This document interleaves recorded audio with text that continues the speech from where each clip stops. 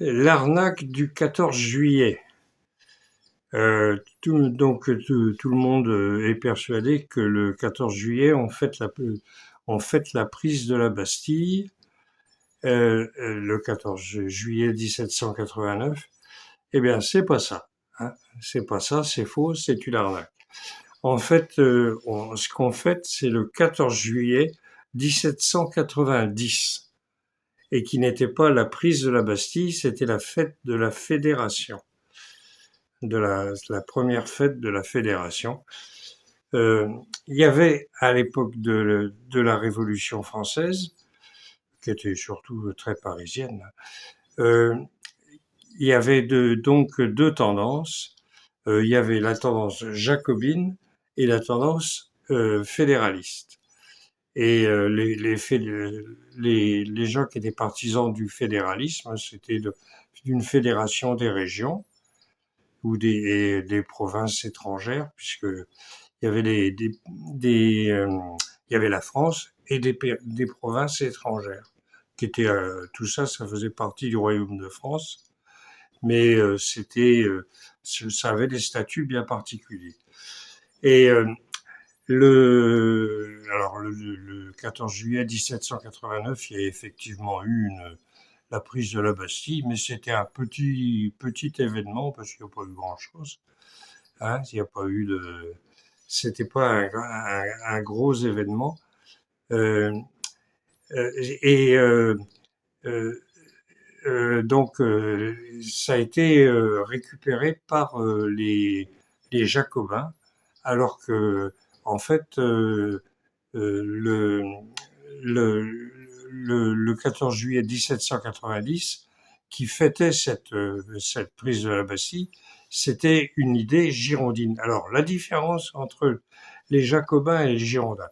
Hein, donc je vous ai dit, les Girondins étaient partisans d'une fédération des régions, et les Jacobins, eux, étaient partisans de la dictature de Paris. Hein, c'est ce qui continue maintenant.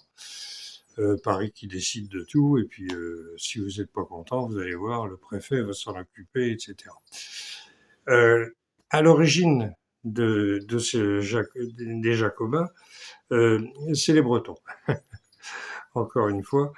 Euh, C'était le tiers-État, les députés du tiers-État qui avaient été élus par sénéchaussée, donc ça n'engageait en rien l'État breton, hein, qui existait toujours, hein, puisque c'était une province étrangère.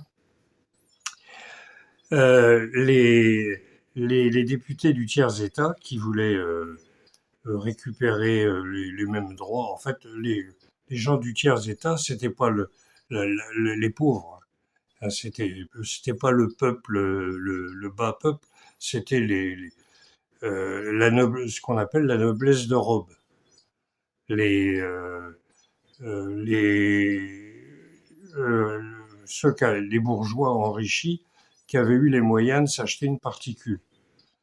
Hein, qui après, ils ont enlevé la particule ou ils l'ont rajouté à leur nom, ils l'ont accolé à leur nom pour ne pas qu'on confonde. Et donc, ils se réunissaient, les Bretons, se réunissaient à Versailles, puisque ça se passait à Versailles au début, dans un café qui s'appelait chez Eloury. C'était un Breton, hein, avec un nom pareil, ça, probablement de la région de Guingamp, et il tenait un bistrot, enfin une taverne, et, les députés se réunissaient tous les soirs, et puis ils refaisaient le monde, et puis voilà. Et alors, petit à petit, d'autres sont venus, qui n'étaient pas bretons, et qui se sont dit, ah, bah, tiens, il y a un café où on peut discuter, refaire le monde, et tout et tout. Et au bout d'un moment, les États généraux donc devaient se dérouler à Paris, et donc ils ont quitté Versailles et ils sont partis de Versailles à Paris, et pour trouver une salle de réunion pour pouvoir continuer leur club et continuer à discuter, ils ont trouvé un couvent que les moines ont bien voulu leur prêter ou leur louer, je ne sais pas. Euh, et c'était le couvent des Jacobins. Ouais. Donc, et c'est d'où le nom qui est resté. Hein, donc là, il y avait les Bretons, mais ils étaient noyés dans la masse puisque tout le monde venait, etc. Euh, et il y avait, c'était deux conceptions totalement différentes de la France. Il y avait d'un côté donc les Jacobins pour tout, tout se décide à Paris et on continue en fait le système monarchique, hein, avec le roi qui a tous les pouvoirs, etc. Donc là, bon, bah, ça continue là. Et donc les Girondins qui voulaient faire quelque chose de démocratique. Euh, voilà. Donc les Girondins, le 14 juillet 1790, avaient décidé de faire la fête et de fêter. Ils avaient pris cette date-là parce il fallait prendre une date. Et ils avaient pris la prise de la Bastille parce que c'était symbolique. Hein. Il y avait personne dans la Bastille. Il y avait, je crois, deux ou trois prisonniers. Un mec qui était là pour dette, un autre qu'on ne savait pas pourquoi il était là. Ça faisait des années, lui non plus, il se rappelait plus. Voilà. C'était pas, ça n'a pas été du tout le grand événement dont on a parlé beaucoup. Voilà. Donc euh, donc les Jacobins et les Girondins, au bout d'un moment, ils pouvaient plus se voir. Hein, il y a eu deux armées. Il y a eu une petite armée. Alors, ce n'était pas des grosses armées, mais c'était des armées quand même. Une armée girondine et une armée jacobine qui se sont battues. Et c'est les Jacobins qui ont gagné.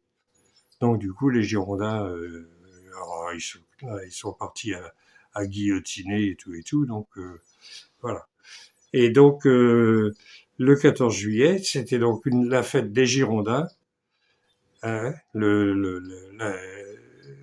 cette fête du 14 juillet, c'était la fête des Girondins et d'une vision démocratique de la France.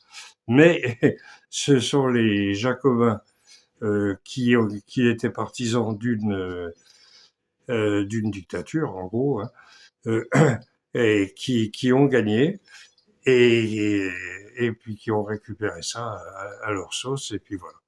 Et depuis, on l'a dans le fion. Voilà. Donc, je tenais à préciser ça parce que j'ai vu Tartampion là qui était à Paris avec toutes les armées et tout. Là. Il lui faut un ennemi pour exister. Il a besoin d'un ennemi pour exister. Il a trouvé, il s'appelle Poutine. Voilà. Poutine, lui, si on l'emmerde pas, il fait son truc dans son coin. Si on lui cherche des crosses, au bout d'un moment, bah, voilà. Donc, si on a un jour des ennuis, on saura d'où ça vient. Canavo dans l'eau, je vous laisse à tous et à la prochaine peut-être. Si ça vous a plu, abonnez-vous, il y en aura d'autres.